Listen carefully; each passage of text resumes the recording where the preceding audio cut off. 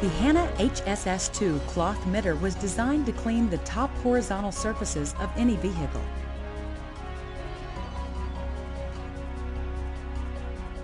The front-to-back cleaning motion gently cleans the vehicle without incident to roof racks, roof lights, and antennas. The 4-basket design holds 192 cloth curtain strips and conforms to any vehicle shape. The fore and aft motion also helps clean the front and back of vehicles. The HSS2 is available with frames constructed of stainless steel or aluminum.